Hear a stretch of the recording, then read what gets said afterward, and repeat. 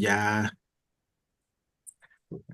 muy buenas noches a todos. Ya estamos en nuestra sesión de la Torá de Jesús. Eh,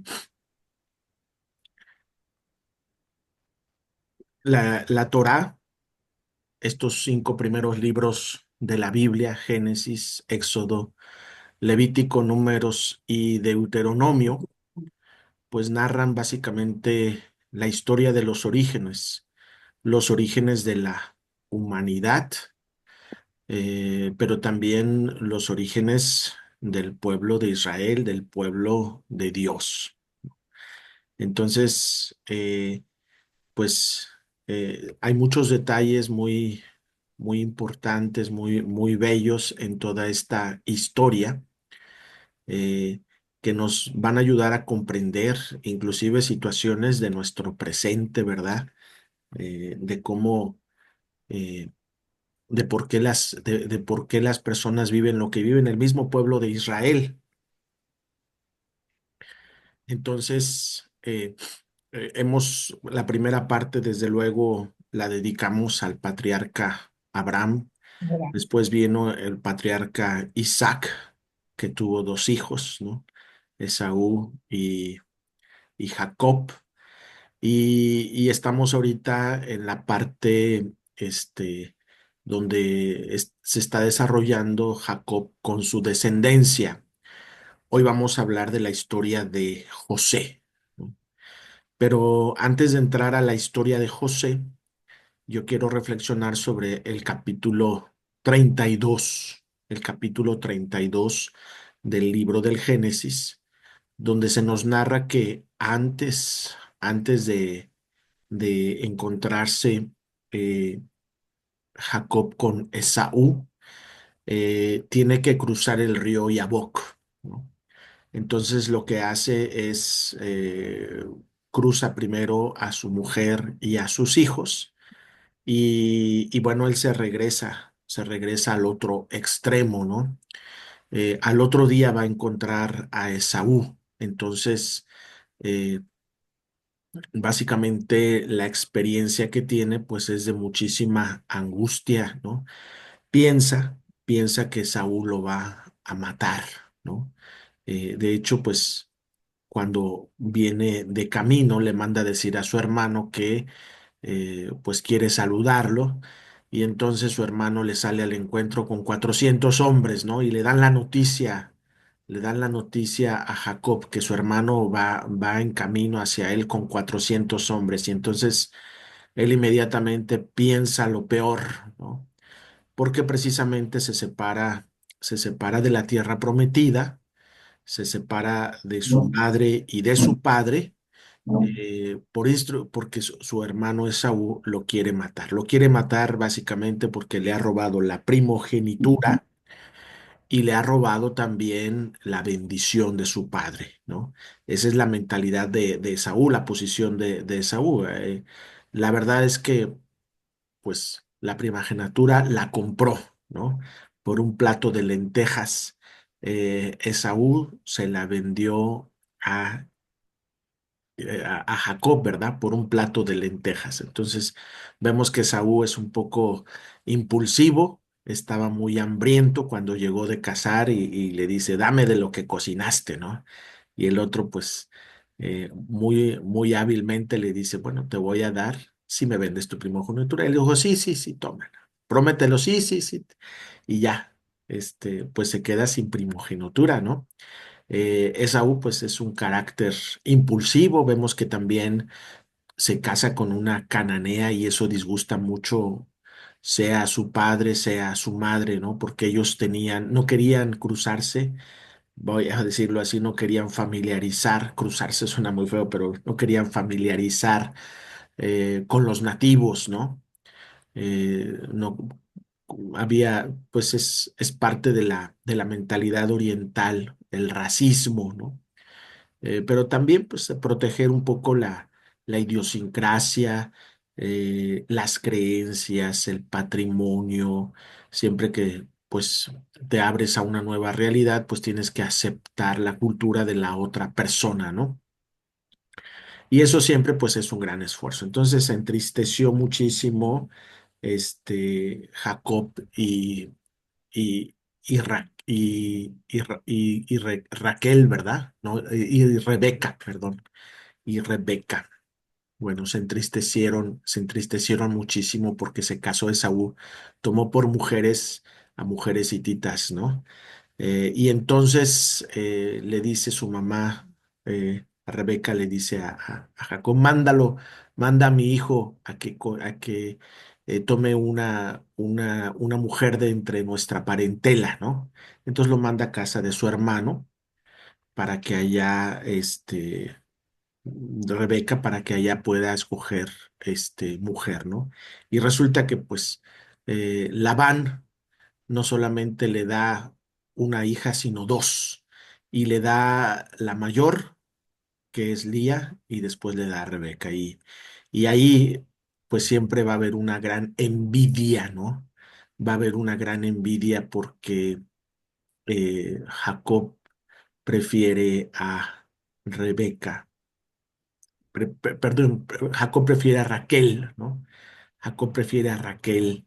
Y, y bueno, pues hay esa situación de envidia, ¿no? Y que no están a gusto, ¿no? Y nos vamos a dar cuenta cómo el hijo de Raquel, que es José, va a ser envidiado de sus hermanos, ¿no? De todos sus hermanos. Entonces, es un dato para que ustedes lo vean, cómo a veces los pecados de los padres pasan a los hijos, las actitudes de los padres pasan a los hijos, ¿no? Es algo muy fuerte, ¿no? Ver esa situación de la familia de Jacob, cómo la envidia se transmitió, ¿verdad? Se transmitió y era una envidia mortal porque pues prácticamente los hermanos de José lo venden, ¿verdad? Lo venden a mercaderes. Primero lo quieren matar, Simeón lo rescata, Rubén lo rescata, perdón, y bueno, pues la cosa era, de todos modos, pues hay ahí una envidia muy grande, ¿no? Un deseo de que él desaparezca de la faz de la tierra, de la historia, de la familia, ¿no? ¿Por qué? Pues porque es el preferido de Jacob, ¿no? Bueno, así como su madre era la preferida de Jacob, ¿no? Tenemos que decirlo. Y también aunque el hijo de la vejez de Jacob es Benjamín, eh, desde la perspectiva de Jacob, el hijo de su vejez no es Benjamín, sino José, ¿no?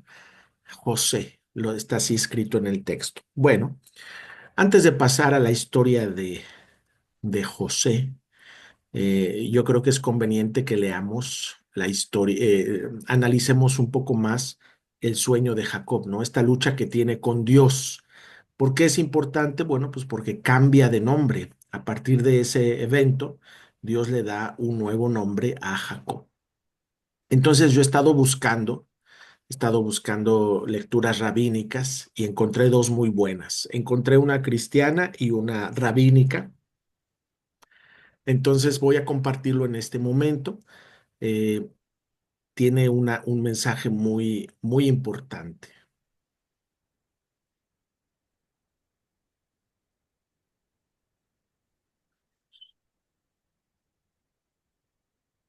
Voy a ver.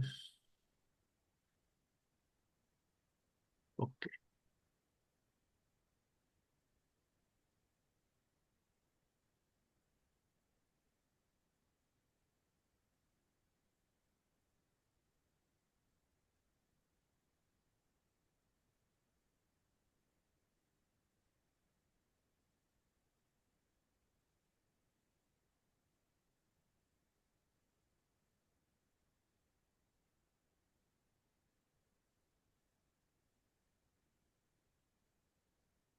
Dice así. ¿Sí, sí lo ven? Ok. ¿Por qué fue cambiado el nombre de Jacob, no? Obviamente, pues aquí estamos lidiando con la nomenclatura, judía, ¿no? Estos son textos que escribieron los judíos. Dice la Parsha. La parsha es el relato, ¿no? O la porción de texto. La parsha nos revela de qué forma fue cambiado el nombre de Jacob a Israel. La bendición que el ángel le dio a Jacob consistió en lo siguiente: ya no se dirá que tu nombre es Jacob, sino Israel, pues has luchado con Dios y con hombres y has vencido. Fíjense cómo los judíos normalmente escriben Dios, ¿no? Por respeto no ponen todas las letras, sino simple y sencillamente Di, John, Es, ¿no? Ambos nombres, Jacob e Israel, también lo son del pueblo judío. A veces es llamado Jacob, otras veces es Israel. O sea, a partir de este momento nos vamos a dar cuenta que en la literatura este, eh, profética, en los salmos, el nombre del pueblo de Israel es Jacob o es Israel, ¿no? El nombre del pueblo judío, vamos a decir. Hijo y siervo. Dice, está explicado en el libro Likutei Torah que estos dos nombres simbolizan dos niveles dentro del pueblo de Israel. Hay momentos en que somos descritos como siervos de Hashem. ¿Qué quiere decir siervos de Hashem? Siervos del nombre o siervos de Dios, ¿no? Shem es nombre, pero ellos para no decir Dios dicen Hashem, ¿no?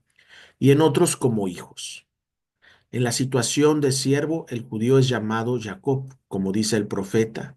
Y ahora oye, Jacob, mi siervo. Y cuando el Yehudí o un judío se eleva a la categoría de hijo, es llamado Israel, como versa, mi hijo primogénito Israel. La diferencia entre hijo y siervo es evidente. Cuando el hijo lleva a cabo la voluntad de su padre, lo hace con alegría, amor y satisfacción. Diferente es el esclavo, ya que no siempre desea cumplir las órdenes de su amo y a veces las realiza simplemente por obligación y por no tener alternativa. Alegría y satisfacción. Ambas condiciones existen en la relación del judío con Dios. El judío, el yehudí, puede estudiar la Torá, rezar y cumplir mitzvot, mandamientos, sirviendo a Dios con alegría y placer, tal como un hijo, o puede servir a Dios por obligación, como un siervo. La ventaja del nivel llamado Israel es que se corre con agrado a servir a Dios y no hay enfrentamiento alguno con el instinto que le impida hacerlo. Pero cuando se encuentra en el nivel de Jacob, no siente el fervor de cumplir los mandatos divinos y debe luchar contra su instinto para vencerlo. O sea, cuando somos Jacob estamos luchando contra nuestro instinto para poder servir a Dios. Se sirve al Creador desde el plano de Kabbalah, Ol, la aceptación del yugo divino, y al faltar el goce interior se deben vencer los obstáculos. No desanimarse. Se entiende que debemos tender a alcanzar el nivel de Israel, o sea, servir como hijos, con alegría, con gusto, pero es imposible lograrlo sin llegar primero al de Jacob. En la vida espiritual, primero pues tenemos que luchar, ¿verdad? En otras palabras, cuando el judío se queja de lo difícil que le es servir a Dios, y que no siempre siente entusiasmo y ganas de cumplir la Torá y sus mandamientos, haciéndolo solo porque sabe que es su obligación como judío, debe saber que esto es absolutamente normal. Es imposible eliminar la inclinación del instinto hacia el mal de una sola vez y lograr de inmediato que su deseo interior y el placer natural sea aquello que es la voluntad de Dios. Esto requiere trabajo, autoelaboración y crecimiento espiritual sostenido. Al principio del Yetzer, hará, del instinto, se, se opone, se opone lucha y trata de interferir en nuestra tarea. pero si lo enfrentamos con firmeza y sin desanimarnos, lograremos vencerlo, Jacob, y alcanzar un nivel en el que la vida, de acuerdo a la Torá y los mandamientos, sea placentera y con alegría, Israel. Esta es la razón por la cual, aunque le fue otorgado el nombre de Israel, la Torá sigue llamándolo Jacob, a diferencia de Abraham, que antes se llamaba Abraham, y dicho nombre quedó totalmente revocado, ya que aunque el nivel de Israel es superior, la condición de Jacob sigue vigente en el pueblo judío como paso previo necesario a ser transitado por cada uno antes de llegar a ser Israel. Bueno, pues es muy bonito, ¿no? Este, tenemos que ser primero Jacob antes de llegar a ser Israel, ¿no? Este, bueno, pues es una meditación de un rabino, ¿no? Este, este otro artículo lo encontré eh, de una revista, un libro que escribieron eh, judíos, rabinos y cristianos, y es muy reciente, y se los voy a hacer llegar.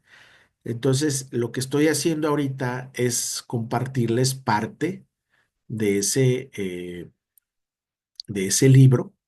Está muy, muy bonito. Tiene varios pasajes. Entonces, si ustedes quieren seguir escuchando la reflexión judía del libro del Génesis o bien la reflexión cristiana, pueden ver estos pasajes que son maravillosos, ¿verdad? O sea, les mando el libro, se los mando en PDF porque está en PDF ahí en internet. Dice, en este relato, este es un cristiano, ¿no? En este relato misterioso se describe una lucha cuerpo a cuerpo que Jacob tuvo con Dios.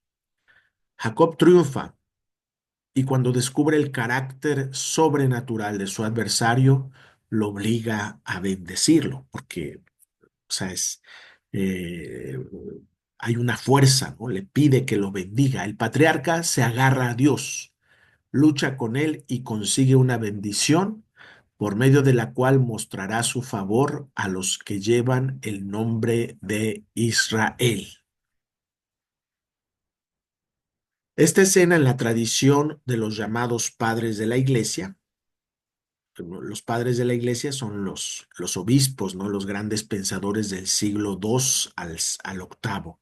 Se ha convertido en la imagen de un combate espiritual que libra el cristiano en su interior para purificarse de una vida egoísta, sin relación con Dios ni con los demás, o para atravesar una crisis, una noche en su fe.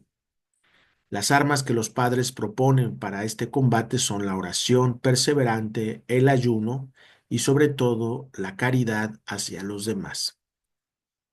Fíjense que es muy significativo de que antes de entrar a la tierra prometida, Jacob tiene que luchar con Dios. O sea, esta posesión, este regreso a la tierra prometida, requiere una lucha, o sea, requiere una batalla. O sea, hay todo un simbolismo, ¿no? Y la lucha es con Dios, ¿no? Y quizás también la lucha es consigo mismo, con sus miedos, eh, con tantas cosas, pero tiene que haber una lucha para poder entrar a la tierra prometida, ¿no? Entre estos autores de la antigüedad cristiana, San Agustín interpreta alegóricamente este pasaje de Jacob y su lucha con Dios. Observa que allí se representa el combate espiritual. Señala además que quien desea encontrarse con Dios y entrar en su reino, deberá estar dispuesto a ciertas renuncias, entre ellas la indiferencia y el odio a los demás hombres, porque Jesús propone amar a todos, incluso a los enemigos. San Agustín da a entender que así como Jacob sujetó con fuerza a Dios, perseveró y obtuvo su bendición, el cristiano deberá luchar contra el egoísmo y la oscuridad en su interior, sujetando fuertemente a Dios por la oración perseverante, viviendo la caridad hacia los demás, y de esta manera obtendrá la bendición y el favor de Dios para poder luego, entre otras cosas, amar al enemigo y aceptarlo como un hermano. Este párrafo es muy interesante porque la vida cristiana eh, no es esfuerzo, el amor concretamente, no es esfuerzo del ego, sino que es una gracia, ¿no? Un regalo de Dios. Entonces, para poder amar al hermano, para poder eh, también pues liberarse del pecado, uno necesita no tanto luchar contra el propio pecado, sino luchar con Dios, unirse a Dios, agarrar a Dios, ¿verdad? Y, para poder recibir la bendición de Dios y poder así ser libre, ¿no? Ser libre o tener la capacidad de amar. Eh, entonces la tiniebla ante el Señor ya no será tiniebla, será una noche que ilumina como el día, y así llegará la mañana portando la bendición divina, ¿no? Sí, hay un mensaje, ¿no? En la noche, en la oscuridad, hay que luchar con Dios para recibir su bendición, y de tal manera que la noche se convierta en una noche luminosa. Encontramos en este camino espiritual de Jacob, del cristiano y de todo hombre una luz. Es la fe en Dios. Ella nos ayudará a comprender cómo es posible construir la fraternidad entre los hombres, ¿no? Una autora contemporánea y gran promotora del diálogo ecuménico e interreligioso, que nos ayuda a captar esta unidad entre fe y la fraternidad, es eh, Chiara Lubich, fundadora del movimiento de los focolares. Ella expresaba: considera que el prójimo es un otro, tú mismo. Fíjense qué interesante. Considera que el prójimo es un otro, tú mismo. O sea, es otro, pero es tú mismo. Entonces, como tal lo debes amar, porque para ti lo que vale es Dios, que es Padre entre ustedes dos. Y no busques excusas para el amor. El prójimo es cualquiera que te pasa al lado, pobre o rico, bello o feo, ignorante o docto, santo o pecador, de tu patria o extranjero, sacerdote o laico, cualquiera. Prueba a amar a quien te toca en cada momento presente de tu vida y descubrirás en tu alma nuevos brotes de fuerza que no conocías antes. Ellos darán sabor a tu vida y responderán a tus miles ¿por qué? Hablando de la necesidad de personas protagonistas para irradiar el bien en la sociedad, decía: la presencia de la caridad en el mundo es como el sol que sale al inicio de la primavera, cuando la tierra árida y avara parece no tener nada para ofrecer. Repentinamente se llena de verde y florece. Las semillas estaban, faltaba el calor. Del mismo modo, en el mundo, las intenciones bellas y la buena voluntad existen, pero frecuentemente no se ven sus frutos, porque falta la llama de la caridad que hace madurar las cosas con su luz. En nuestros días, el Papa Francisco invita a los argentinos a recrear una cultura del encuentro. En su reciente carta encíclica, La luz de la fe, nos señala cómo esa luz puede contribuir a la edificación del bien común en nuestra sociedad. La luz de la fe permite valorar la riqueza de las relaciones humanas, su capacidad de mantenerse, de ser fiables, de enriquecer la vida común.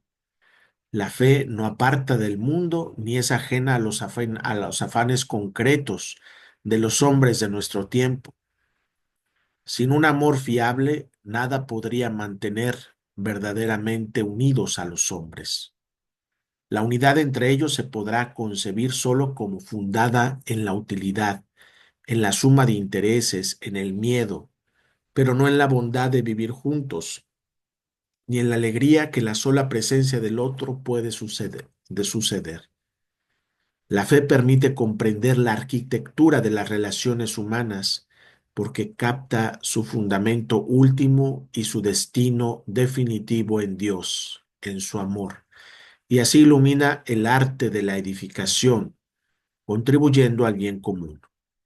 Sí, la fe es un bien para todos, es un bien común. Su luz no luce solo dentro de la iglesia, ni sirve únicamente para construir una ciudad eterna en el más allá. Nos ayuda a edificar nuestras sociedades para que avancen hacia el futuro con esperanza. Que esta experiencia vital de Jacob y del hombre que pone su fe en Dios y espera su bendición, nos ayuden a transitar nuestro combate espiritual, nuestra oscuridad, crisis, falta de fe o de amor hacia los demás. Entonces seremos constructores de fraternidad y de esperanza entre los hombres y mujeres de nuestro tiempo y del mañana. Bueno, el libro es muy amplio.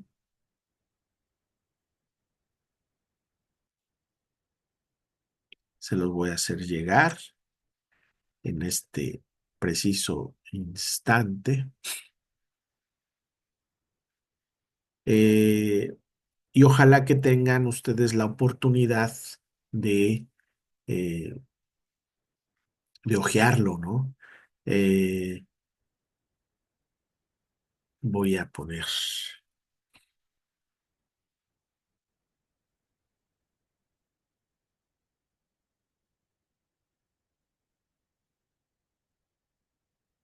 sobre todo me llama la atención que tiene mucha, ¿cómo se llama? Eh, pues es una colaboración, ¿verdad? Hecha entre rabinos y católicos. O sea, es un pensamiento muy abierto, ¿verdad? Ya se los mandé al chat. Entonces ahí lo pueden bajar, estaba en internet. Entonces eso quiere decir que es para uso común, ¿verdad? Tiene varios temas ahí de los cuales ya hemos hablado, pero que sería importante que ustedes volvieran a retomarlos, ¿verdad? Sobre todo, pues que escuchen otras voces, ¿verdad? Eh, propónganse leer un articulito, no todo, porque está por artículos, ¿verdad? Está por artículos. Bueno, pues vamos entonces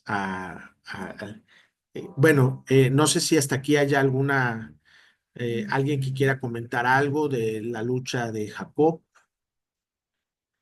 Eh, Leti, ¿qué te pareció este artículo? Muy interesante, Fray.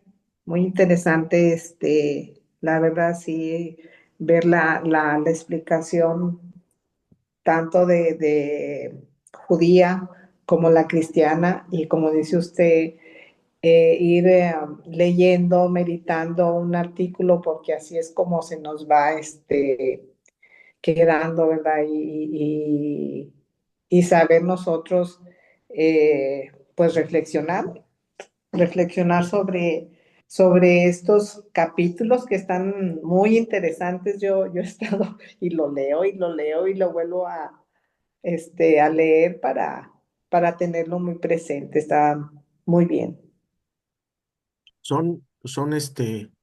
El Génesis, pues son los orígenes, ¿no? Ajá, Entonces las historias son paradigmáticas, vamos a decirlo, o sea, son ejemplares y nos ayudan a comprender.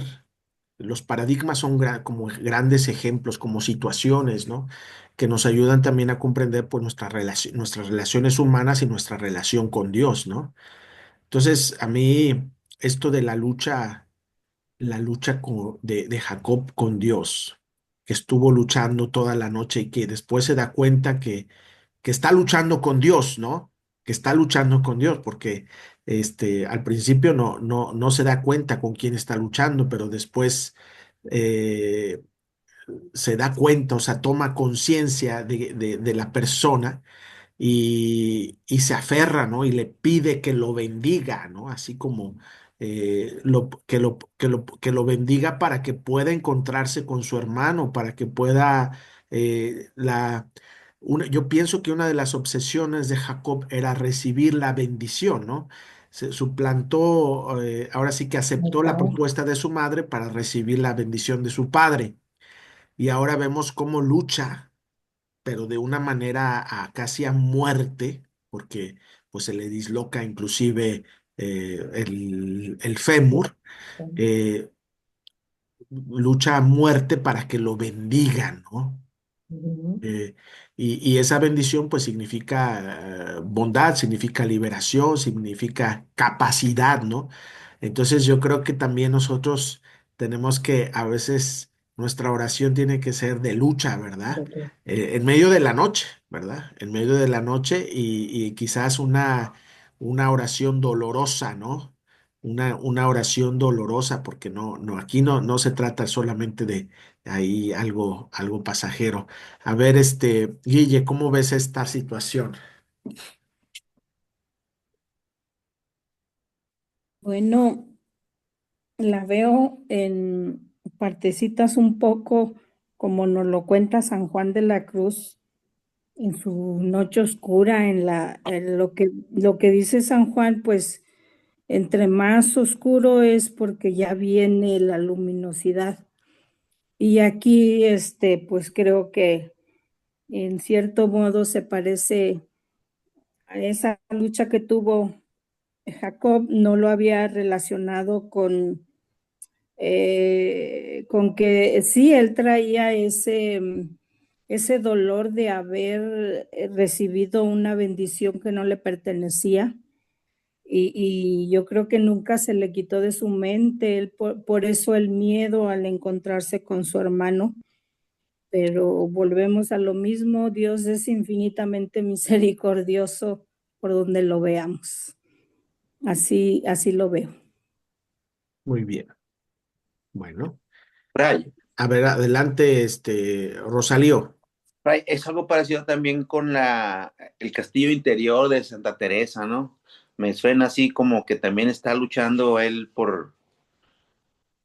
pues por ganarse a Dios, estar más en contacto con Dios en su interior.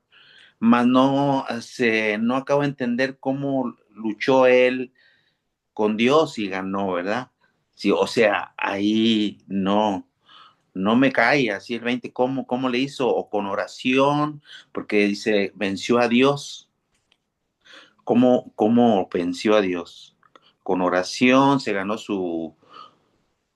pues el amor ya lo tenemos, ¿no? Lo venció en cuanto que le dijo, no te voy a soltar hasta que me bendigas. Y entonces ahí está la frase, ahí está. No me Ahí voy, yo no, y esa es una experiencia que tuvo, por ejemplo, Santa Teresa de Jesús cuando su conversión, que cayó delante del Cristo y dijo, yo de aquí no me paro hasta que me ayudes a dejar pues mis afecciones, ¿no? Mis fragilidades, hasta que me hagas fuerte para poder enfrentarme a mí misma, ¿no? Yo de aquí no me muevo, ¿no? Y así varios santos han tenido esa entrega de decirle, yo permanezco en oración hasta que tú me respondas, ¿no? ok, y nada más, yo lucho, ella luchó y te voy a vencer. Ahí es por eso, dice, y venció a Dios, bueno, lo convenció, ¿verdad? Lo convenció, ¿verdad? Lo Ok, convenció de que lo bendijera. muy bien. Ok, Fray. de que lo bendijera. Bueno, pues vamos ahora a la historia de José, que pues es una historia también, este, muy, muy particular, ¿verdad? Porque, este,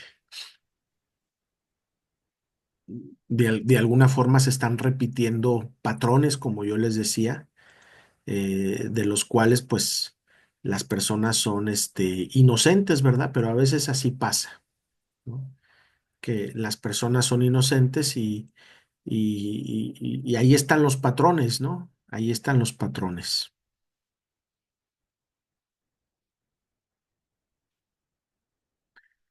Bueno, ya vamos ahora al capítulo 37, ¿no? 37. El 36, pues veíamos cómo está la historia de Saúl, ¿no? De todos sus descendientes. Eh, y Esaú prácticamente, pues, crece en Jordania, se desarrolla en Jordania, y Jacob se queda en la tierra prometida, en Palestina, ¿no? Las fronteras de la tierra prometida pues son muy claras, o sea, prácticamente es el río Jordán, es la gran frontera hasta del río Jordán al mar Mediterráneo, ¿no? Esa es la tierra prometida. Y bueno, en el sur está, está el Golfo de Acaba o Golfo de Lat, y en el norte, pues están las montañas, estas tremendas de Hermón, ¿no? El monte Hermón, que son unas montañas que ahora, pues, que son parte de Líbano y parte de Israel, ¿no? Siempre han sido como de alguna forma la, mm, la frontera natural, ¿no? Bueno, así comienza el capítulo 37. Jacob, por su parte, se estableció en el que fue país residencial de su padre, el país de Canaán, ¿no? Entonces, la tierra prometida recibe varios nombres. Por un lado está Canaán, por otro lado Palestina, ¿no? Y ahora en tiempos modernos, pues se le llama Israel, ¿no? Pero siempre ha tenido varios nombres. José y sus hermanos, ¿no? Esta es la historia de Jacob.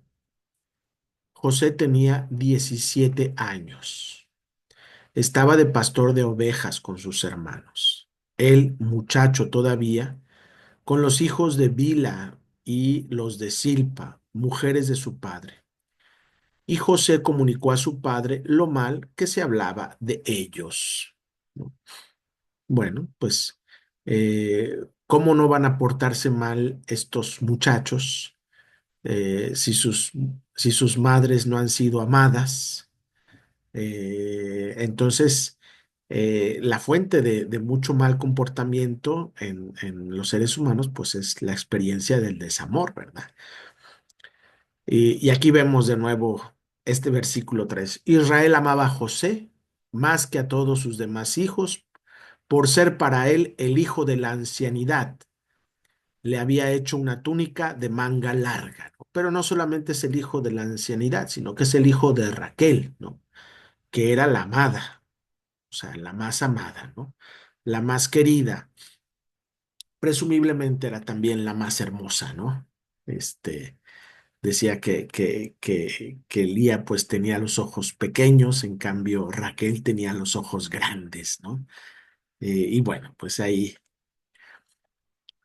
vieron sus hermanos cómo lo prefería su padre a todos sus otros hijos y lo aborrecieron hasta el punto de no poder ni siquiera saludarlo. José tuvo un sueño y lo manifestó a sus hermanos, quienes lo odiaron aún más. Fíjense cómo prácticamente José hereda a su padre. Los sueños, eh, si se fijan en el desarrollo del libro del Génesis, de alguna forma comenzaron con Abraham, ¿no? Por ahí cuando en el capítulo 15 hace alianza con Dios y duerme, de repente cae en sopor y ve que los pájaros bajan sobre la ofrenda y demás. Bueno, ahí comenzó, ¿no? En cierta forma un sueño y hay una revelación. Pero después quien tiene más revelaciones en sueños, pues es Jacob, ¿no? Isaac no tiene sueños, ¿no? Pero Jacob sí tiene sueños y lo tiene de ida cuando va a conseguir mujer y de regreso, ¿no? Entonces, y ahora vemos que su hijo pues también es soñador, ¿no? Dios se le manifiesta a través del sueño. Son como patrones que se van ahí, este, transmitiendo, ¿no? Les dijo, oigan el sueño que he tenido. Me parecía que nosotros estábamos atando gavillas en el campo y de pronto mi gavilla se levantaba y se tenía derecha, mientras que las gavillas de ustedes le hacían rueda y se inclinaban hacia mí. Sus hermanos le dijeron, ¿será que vas a reinar sobre nosotros o que vas a tenernos domeñados, ¿no? Pareciera que la historia de Esaú con Jacob pues empieza también a trasladarse, ¿no? José con sus hermanos y acumularon todavía más odio contra él por causa de sus sueños y de sus palabras. También pues hay que darnos cuenta que en la cultura semita el mayor es el que domina a los menores y no el menor el que domina a los mayores, ¿no? Esa es la mentalidad semita. Volvió a tener otro sueño y se lo contó a sus hermanos. Les dijo, he tenido otro sueño.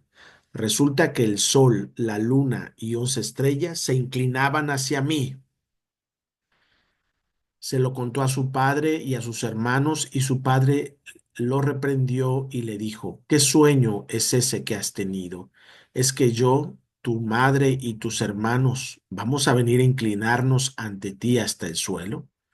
Sus hermanos le tenían envidia mientras que su padre reflexionaba, ¿no? Su padre lo ama tanto que no le interesa que su hijo lo sea el que lo domina, ¿no? Este, eh,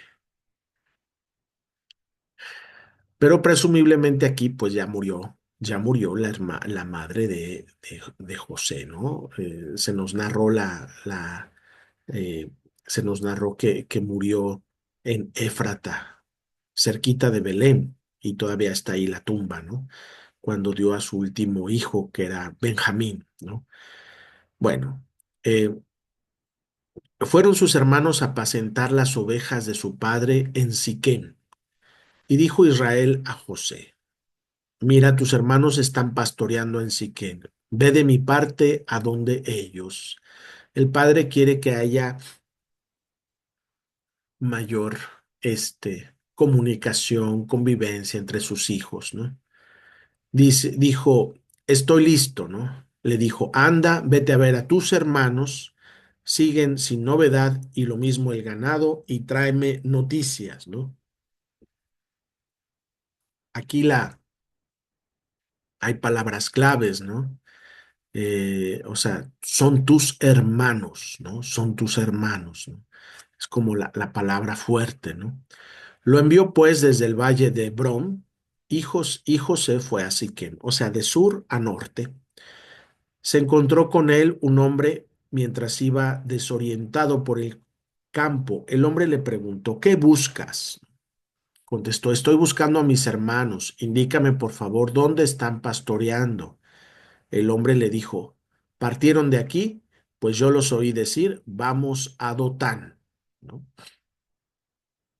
Parece ser que en ese momento pues la gente era muy chismosa, ¿no? Entonces sabían dónde andaban, ¿no? Traían su radar puesto. José fue detrás de sus hermanos y los encontró en Dotán, ¿no? Ellos lo vieron de lejos y antes que se les acercara, conspiraron contra él para matarlo y se decían mutuamente, por ahí viene el soñador, vamos a matarlo y lo echaremos en un pozo cualquiera y diremos que algún animal feroz lo devoró. Veremos entonces en qué paran sus sueños. Rubén lo oyó y pensó en librarlo de sus manos. Rubén, pues es el primogénito, ¿verdad? El mayor. Dijo, no atentemos contra su vida. Y añadió, no derramen sangre, échenlo a ese pozo que hay en el páramo, pero no pongan la mano sobre él. Y claro que pues como es el mayor, lo tienen que obedecer, ¿no? No derramen sangre. Eh, Rubén, bueno, pues Rubén, ustedes conocen la historia de Rubén, se acostó con una de las concubinas de su padre, ¿no? Eh, una tragedia, ¿no? Dentro de la vida familiar, una falta de respeto enorme. Sin embargo, el padre Jacob se aguanta, ¿no? Se aguanta. No lo, no lo excomulga, no lo maltrata, se aguanta, ¿no? Estamos viendo un padre que está tratando de mantener a todos sus hijos juntos y que los va aceptando como son, ¿verdad?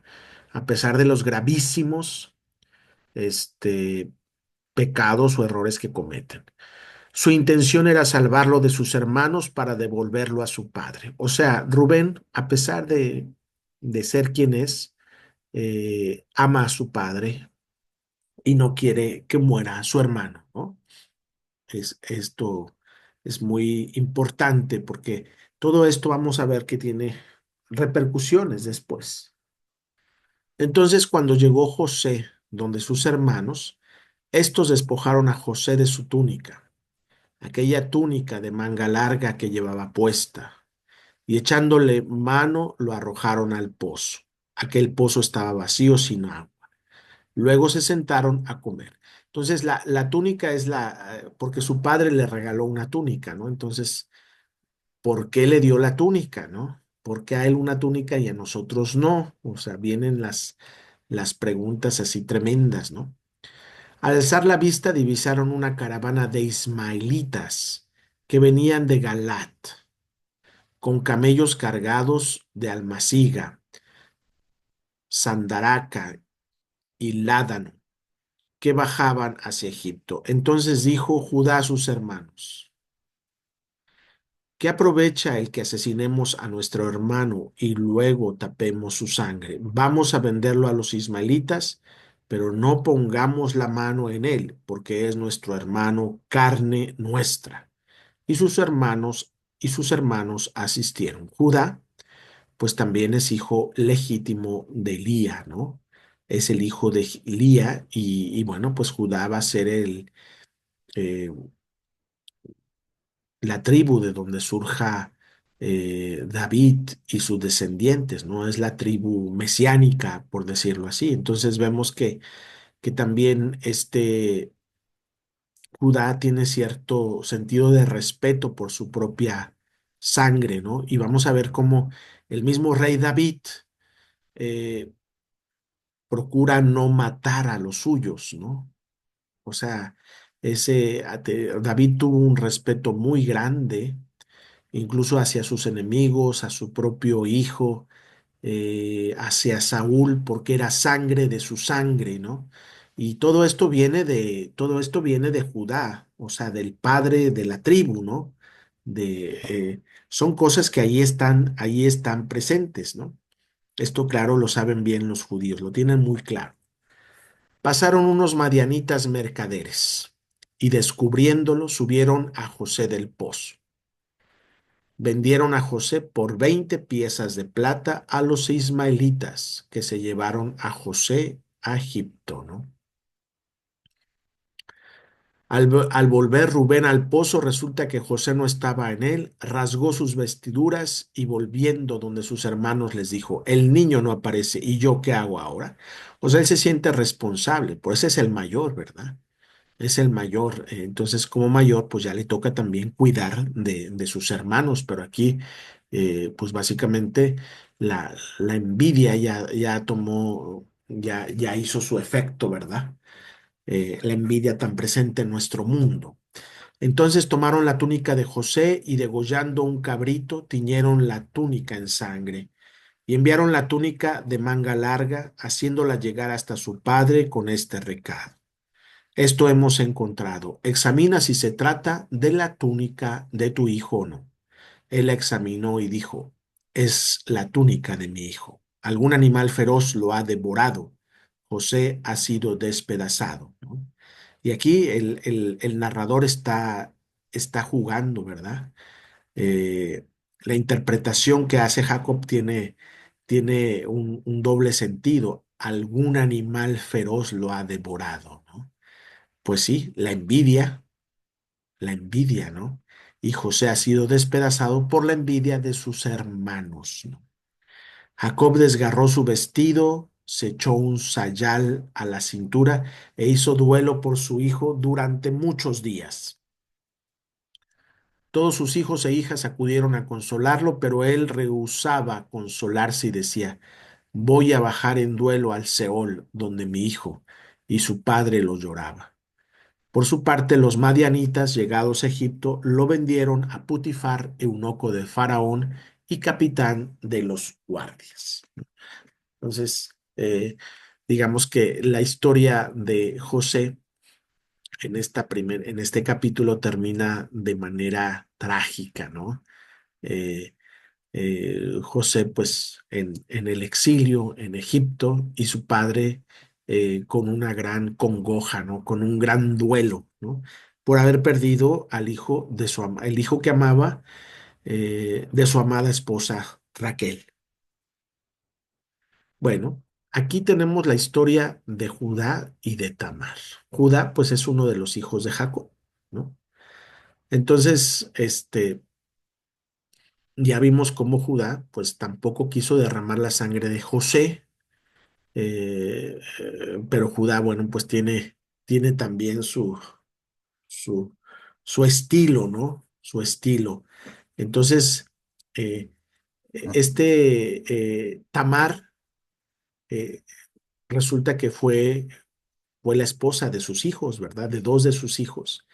Y finalmente Tamar, pasa a ser la madre de Manasés, ¿no? De Manasés. No, no es ahorita vemos no, tiene dos hijos, no es Manasés, tiene dos hijos Tamar, son dos mellizos. Entonces, resulta que Judá, desafortunadamente, había tomado esposas del lugar. Y esto, claro, pues es un gran escándalo para ellos. En cambio, Tamar no es, no, Tamar es realmente del pueblo de Israel, ¿no? Ella pertenece no, no es cananea, ¿no? Es una judía. Bueno, vamos a ver a la historia, ¿no? Por cierto que Tamar aparece en la genealogía de Jesús que presenta San Mateo, ¿no? Y habla como Tamar, pues entra en esta genealogía de una manera muy audaz. Eh, Judá no la quería, pero finalmente ella pues entra de una manera sorpresiva, ¿no? Eh, Todo esto son varias mujeres, son cuatro mujeres las que presenta la genealogía de Mateo para decir cómo Dios ha estado presente en la vida de estas mujeres, ¿no? Y cómo a través de la providencia estas mujeres se han convertido en piezas claves de la historia de la salvación. Entonces, esta historia no es una historia pequeña, es una historia importante, ¿no? Porque se nos está hablando de los orígenes de parte del pueblo de Israel que después van a tener van a ser los verdaderos descendientes de Judá, ¿no? Los verdaderos descendientes de Judá. Por aquel tiempo bajó Judá de donde sus hermanos para dirigirse a cierto individuo de Adulán llamado Gira. Allí conoció Judá a la hija de un cananeo llamado Súa, y tomándola por esposa, se llegó a ella. La mujer concibió y dio a luz un hijo al que llamó Volvió a concebir y dio a luz a otro hijo al que llamó Onam. Nuevamente dio a luz otro hijo al que llamó Sela. Ella se encontraba en Aksif al darle a luz. Pero finalmente, pues es una mujer cananea, ¿no? Es una mujer cananea. Y ya vimos que los patriarcas no querían cananeas, ¿no? En su descendencia. Pero bueno, pues Judá así actuó. Judá tomó para su primogénito una mujer llamada Tamar. El texto no lo dice, pero en la tradición rabínica Tamar es judía, ¿no? El primogénito de Judá, fue malo a los ojos de Yahvé, que lo hizo morir. Entonces Judá dijo a Onán: Cásate con la mujer de tu hermano y cumple como cuñado con ella, procurando descendencia a tu hermano. Onán sabía que aquella descendencia no sería suya, y así, si bien tuvo relaciones con su cuñada, derramaba a tierra, evitando así dar su descendencia a su hermano. Pareció mal a Yahvé lo que hacía y lo hizo morir también a él, ¿no?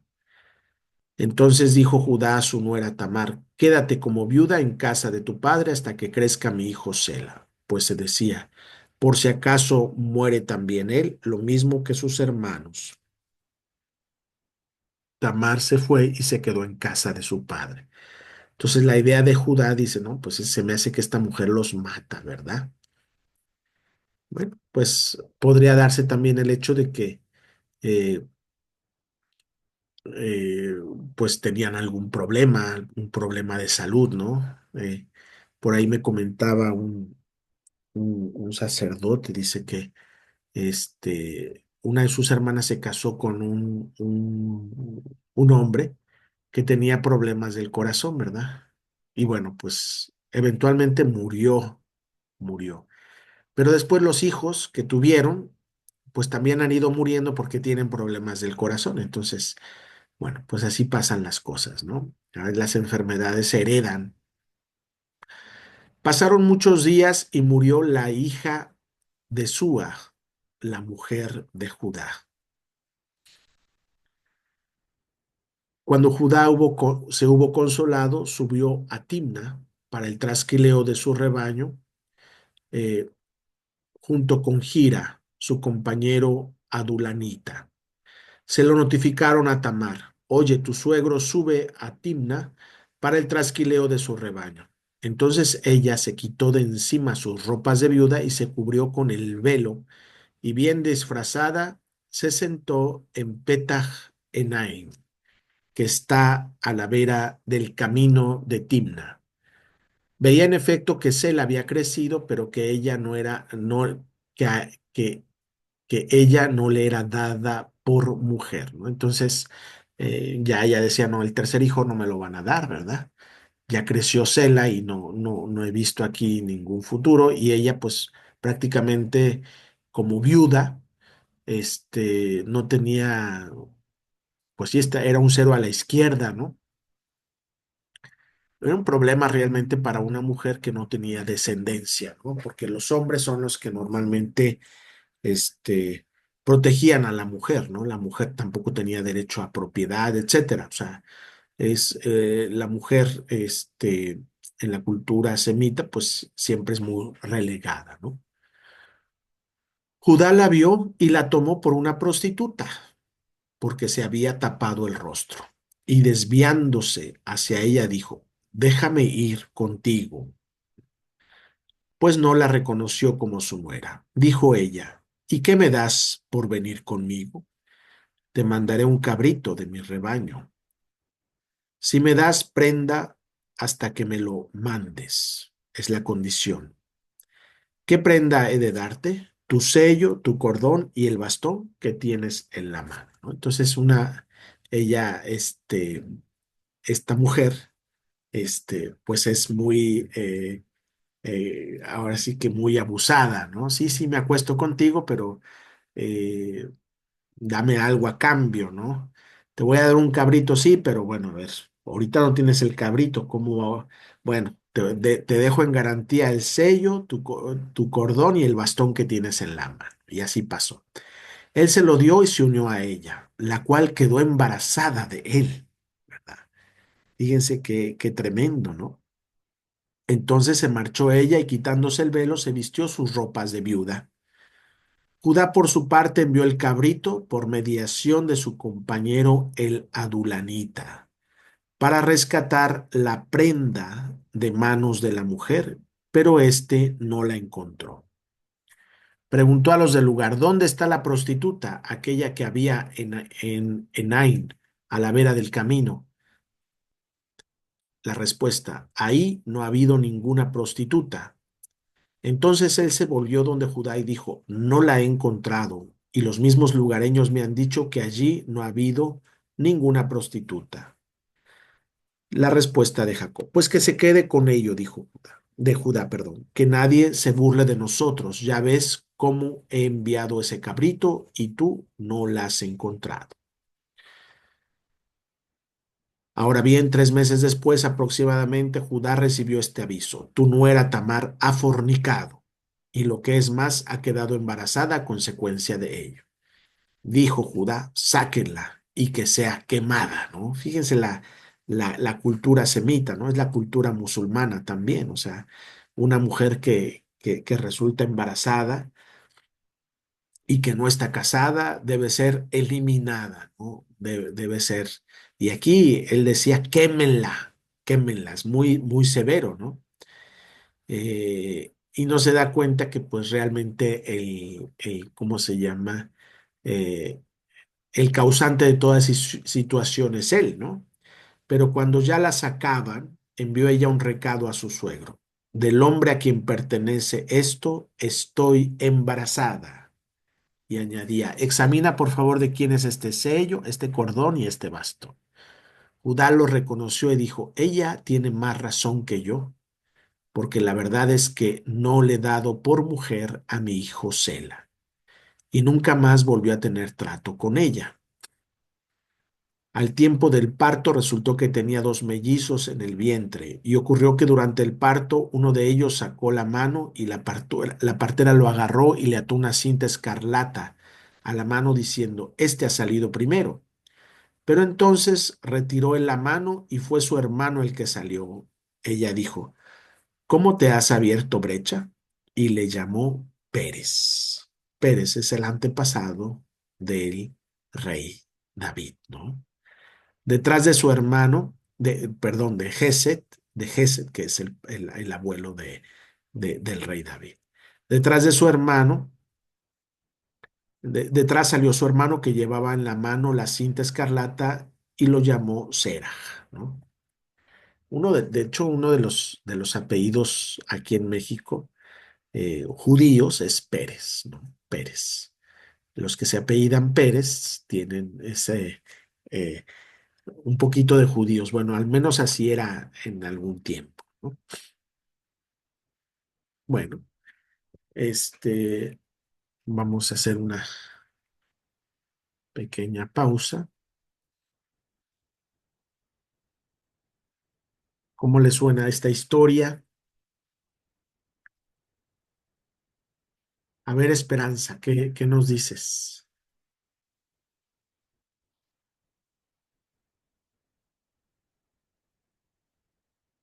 No se escucha porque está apagado tu micrófono.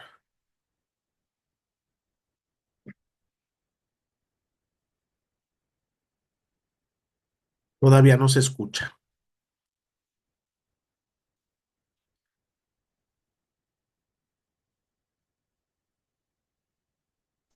Ahí A ver, está. sí, pues que en aquellos tiempos sí eh, era muy difícil, por ejemplo, en este caso, la viudez de la mujer de Tamara, eh, pues que eran muy, muy duros, ¿verdad? Con esas, me imagino, compromisos que tenían con las familias, ¿verdad? Y que ya no podían este, pues tener una vida, ¿verdad? Diferente, pues prácticamente pues eran como tipo objetos, ¿verdad? Que la mujer, ¿verdad? O sea, no se le respetaba, en cierto momento de que ella rehiciera su vida. Y en este caso, pues bueno, ella tuvo que decidir, ¿verdad? En no quedarse sola o estar ahí apartada de la familia que le había tocado. Entonces, pues tuvo que tomar esa decisión, ¿verdad? Y pues bueno, como dicen, a veces parece increíble, pero pues de ahí nacieron a partir de los hijos de Judá, ¿verdad? Pues no hubo descendencia hasta que él mismo tuvo que, pues, sin querer, ¿verdad? La situación yo creo que se proporcionó para que en este existiera la descendencia de David y finalmente la descendencia de Jesús por medio de esta situación que es difícil, o sea, es increíble, ¿verdad? Pensar eso, pero pues se dieron esas situaciones, pero de ahí se vino, esas tribus dieron a pues vinieron reyes de muy buena profetas como David, ¿verdad? Que amaba mucho a Dios y pues todos sus salmos y todo eso, pues provienen de esa situación. Pues no sé qué comentar, ¿verdad? A ver, De esto. a ver, ¿qué opinas, Mariquina? A ver, de esta situación.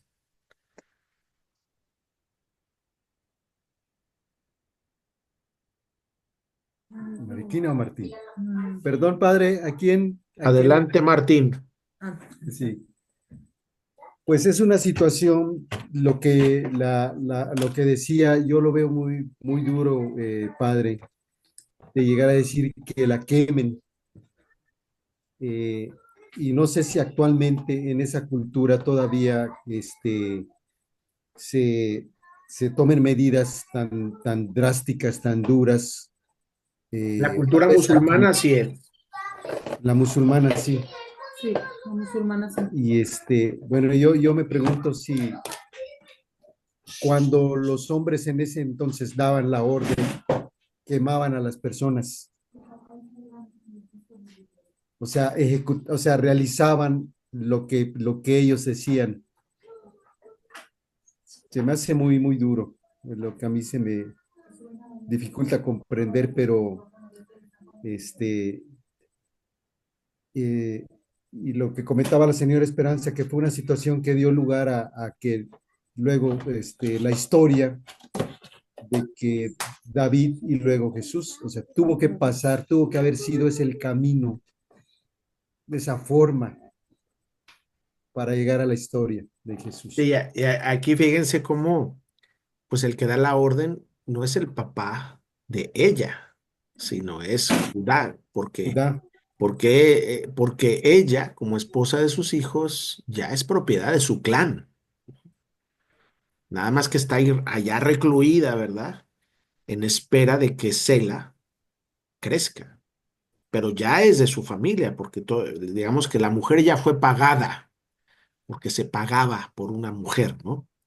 Se pagaba una dote, lo vimos claramente ahí en la historia de Jacob. Él tuvo que trabajar para su suegro, ¿no? Ujú, 7 años para la primera, 7 años para la segunda. Bueno, pues ahí vemos cómo tiene que. Y ahora el que da la orden, pues es él, ¿no? Que la queme, ¿no? Que la queme, ¿no? Y finalmente, ahora sí que la historia de la salvación él está en eso. es una historia de providencia, ¿verdad? Porque bueno, en el acto, este acto de Judá, pues es un acto de lujuria, de deseo, ¿verdad? Este, quería, ahora sí que, pues relajarse o no sé, seguramente no era la primera prostituta que conocía, ¿verdad? Eh, entonces, pues ahí lo vemos actuando a este hombre de una manera desordenada, ¿no? Ujú, Este, y claro que la prostitución es prohibida, eh, pero el que paga las consecuencias no es el hombre, sino la mujer. También hay una injusticia ahí. ujú, Eh, pero claro, él está diciendo, ella es más justa que yo, ¿no? Es más justa que yo porque yo tendría que haberle dado a uno de mis hijos y no se lo he dado, ¿no? El último. Rosy, adelante. A mí lo que me sorprende es la astucia de Tamar, porque o sea, ella hizo todo el plan, inclusive hasta cómo se iba a salvar, porque ella sabía las consecuencias de su acto. Ella era consciente de eso. Y también dentro de todo su plan, estuvo también el plan de cómo salvarse. Al pedirle el cordón, al pedirle el sello y tener la prueba para ahora sí que justificar su acto y de alguna u otra manera hacer sentir culpable a Judá, Y ¿verdad? hay que hacerlo sentir culpable, responsable, ¿verdad? Bueno, sí, responsable, sí, sí, exactamente. Y lo que a mí me sorprende es en lo último que no, no me aprendí los nombres de los mellizos. El que uno haya sacado la mano para que le pusieran la cinta para saber que él había sido el primero, pero realmente fue el segundo. Sí, se llama Entonces, eso, Seraj. Seraj es el que me sacó la mano y Pérez es el que nació primero. el que Entonces, nació en el primero. estricto sentido, Pérez era el primogénito, pero al momento pero también se repite el patrón en cuanto al patrón que tuvo Jacob con Esaú, al quitarle Primogenitura. ¿cómo es? Primogenitura. Primogenitura, o sea, hizo lo mismo. Entonces digo, qué cosas, porque realmente nació después, pero la marca que le pusieron era para marcar que él había sido nacido primero cuando no. Pero sí, interesante, padre. Pues gracias por subrayar eso del patrón, ¿verdad? Porque son patrones que se repiten, ¿no? Sí, así como Jacob suplantó a Esaú, ¿verdad? Ujú, ujú. También aquí vemos a, a este joven Pérez, ¿no? Pérez Bueno, que le realmente fue el otro, el que Serac saca por la la mano, marca. pero Pérez sale primero. Así es. Pero por la marca, Por la marca, bueno, pues queda marcado, ¿no? Así como que, bueno, así pues es. este era el primero, ¿verdad? Era el primero, era, Exacto. pero no fue. ¿Ibas a decir algo, Gaby? ¿O no?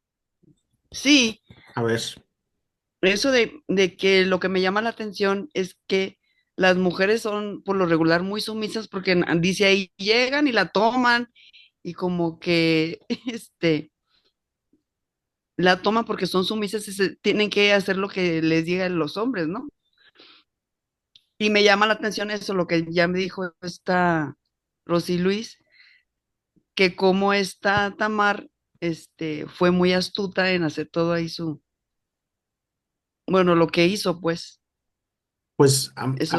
aparentemente son las mujeres en el Antiguo Testamento son sumisas, ¿no? Y son objetos, pero en realidad, pues, si vemos la historia de Abraham, Sara hace y Ah, deshace. bueno, sí, eso sí. Después, si vemos la historia de Isaac, Ujú. Rebeca Ah, también sí, claro, es hace cierto. y deshace, ¿verdad? Y ahora tenemos la historia de, este, de Judá, y aquí la que le saca la vuelta, o sea, la que decide, digamos, pues sí, pues es ella, ¿verdad? Claro, claro. Es Tamar, o sea, no. No son matriarcas así facilitas, sino son mujeres muy audaces. Son Sí, mujeres muy audaces y bueno, también la historia de la salvación va manejada, influida por la presencia de ellas, ¿no? Por el deseo que tienen, ¿no? Sus propósitos. sí. Bueno, vamos a continuar con la historia de José en Egipto. Un momento, por favor.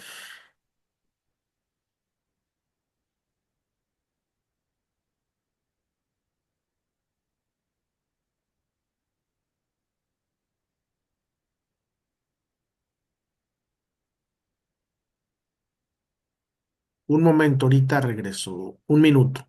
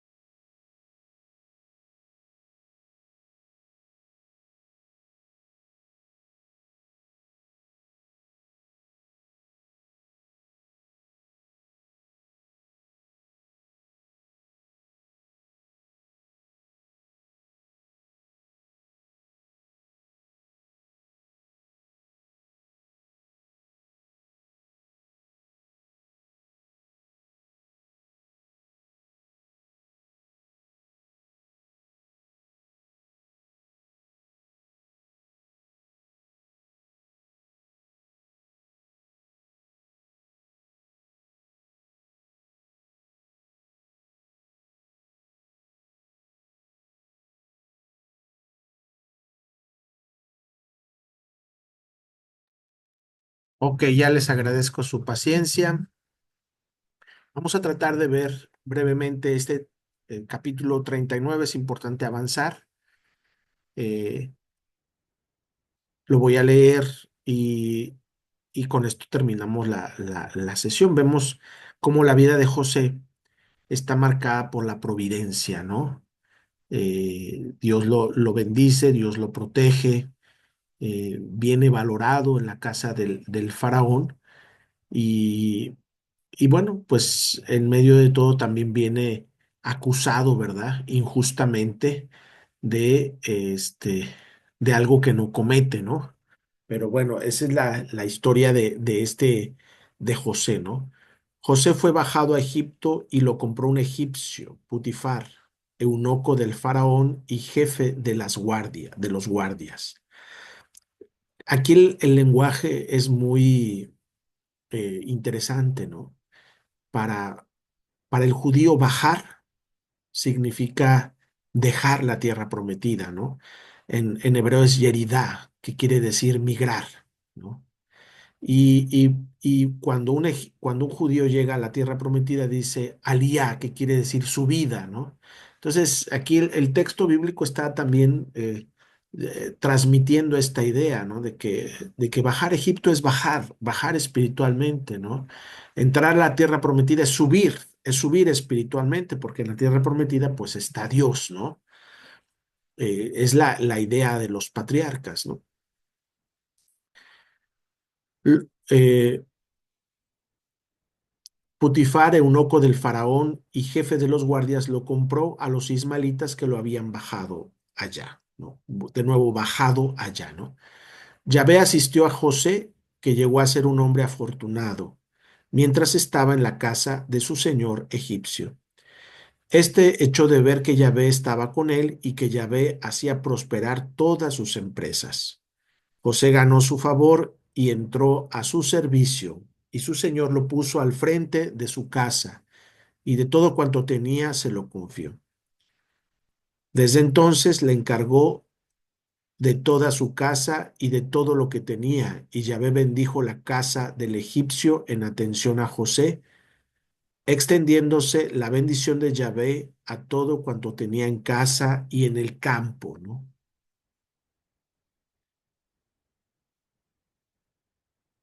Lo mismo dejó todo lo suyo en manos de José y con él ya no se ocupó personalmente de nada más que del pan que comía. José era puesto y de buena presencia, como todos los Josés. José y la seductora. Tiempo más tarde sucedió que la mujer de su señor se fijó en José y le dijo, acuéstate conmigo. Vemos aquí de nuevo a la mujer, pues no es tan eh, ahora sí que tan santa, ¿verdad? Este, tan discreta, ¿no? Pero él rehusó y dijo a la mujer de su señor. Fíjense cómo estas narraciones son narraciones pues muy antiguas, ¿no? Y traen estas situaciones, ¿no? Porque a veces nos espantamos de la naturaleza humana actualmente, pero pues la naturaleza humana es la de hoy y la de siempre, ¿no? Vemos por un lado Judá que se acuesta con una prostituta, ¿no? Y ahora vemos esta mujer que le dice a José, acuéstate conmigo, ¿no? O sea, son situaciones muy humanas, ¿no? Desde que el hombre es hombre, ahí está toda este desorden, ¿no? Este abuso también, porque hay abuso en muchas de las situaciones. Eh, el mensaje de José para esta mujer. Mira, mi señor no me controla nada de lo que hay en su casa y todo cuanto tiene me lo ha confiado. No es el mayor que yo en no es el mayor que yo en esta casa y sin embargo no me ha vedado absolutamente nada más que a ti misma, pues eres su mujer. ¿Cómo entonces voy a hacer este mal tan grande pecando contra Dios, ¿no? Ese es el argumento. ¿Cómo voy a hacerle este mal tan grande a él que me ha hecho tanto bien? Pecando contra Dios, ¿no? Se ve que José pues es un hombre justo, ¿no? Ella insistía en hablar a José día tras día, pero él no accedió a acostarse y a estar con ella, ¿no? Por respeto a Dios y por respeto a el faraón que lo había aceptado, ¿no? Que le había puesto a su cuidado, pues todo, ¿no? Hasta que cierto día entró él en la casa para hacer su trabajo y coincidió que no había ninguno de casa allí adentro. Entonces ella le asió de la ropa diciéndole, acuéstate conmigo. Pero él, dejándole su ropa en la mano, salió huyendo fue afuera. Entonces ella, al ver que había dejado la ropa en su mano, huyó también afuera y gritó a los de su casa diciéndoles, miren, nos ha traído un hebreo para que se burle de nosotros. Ha venido a mí para acostarse conmigo, pero yo he gritado. Y al oírme levantar la voz y gritar, ha dejado su vestido a mi lado y ha salido huyendo afuera. Ella depositó junto a sí el vestido de él hasta que vino su señor a casa y le repitió esto mismo. Ha entrado a mí ese siervo hebreo que tú nos trajiste para abusar de mí. Pero yo he levantado la voz y he gritado y entonces ha dejado él su ropa junto a mí y ha huido afuera, ¿no? Al oír su señor las palabras que acababa de decirle su mujer, esto ha hecho conmigo tu siervo, se encolerizó. Y el señor de José mandó que lo aprendieran y lo metió en la cárcel, en el sitio donde estaban los detenidos del rey. Perdón, no es el faraón el que estamos, es un señor importante, pero bueno, aquí se nos habla de un eunuco, ¿no? Pero José encarcelado, ahí se quedó, en presidio. Pero Yahvé asistió a José y lo cubrió con su misericordia, haciendo que se ganara el favor del alcaide, ¿no? Siempre la providencia de Dios en la vida de José. El alcaide confió a José todos los detenidos que había en la cárcel, todo lo que se hacía allí lo hacía él. El alcaide no controlaba absolutamente nada de cuanto administraba José, ya que Yahvé lo asistía y hacía prosperar todas sus empresas, ¿no? Bueno, eh, hasta aquí lo vamos a dejar porque el tiempo ya no nos da. Yo quisiera que para la próxima sesión pudiéramos ya terminar el libro del Génesis, ¿verdad? Yo pensaba terminarlo hoy, pero hay cosas interesantes. Eh, es muy bonito ver cómo la vida de José está marcada por la desgracia, pero también por la providencia, ¿no? Y bueno, pues esa es la vida del cristiano, ¿no? En nuestra vida hay desgracia, pero también hay providencia, ¿no? Desgracia y gracia. Y así, este, es interesante, pues, darnos cuenta, ¿no? De que no todo es oscuridad, ¿no? También hay mucha luz y mucha bondad. Eh, Sobre todo, por ejemplo, en el caso de José que quiere hacer el bien, ¿no? O sea, ya lo hemos encontrado como soñador y a lo mejor nos parece pretencioso, pero vemos ahí en Egipto cómo respeta a su señor y respeta a Dios, o sea, él no quiere hacer cosas que no estén bien, ¿no? Eh, y eso, claro, pues es una bendición. Pues ya terminamos esta sesión, estamos en comunicación, ya les hice llegar el apartado de el mundo de los comentarios rabínicos y cristianos sobre el libro del Génesis, sobre algunas narraciones. Ojalá que la próxima sesión puedan compartir ustedes alguna de estas lecturas. Que tengan bonita noche, nos estamos viendo, bendiciones. Igualmente, padre, buenas noches. Buenas noches a todos. Buenas noches, bye. Igualmente, saludos a todos, buenas noches, que descansen. Buenas noches. Buenas noches, bye. Bye. Buenas noches.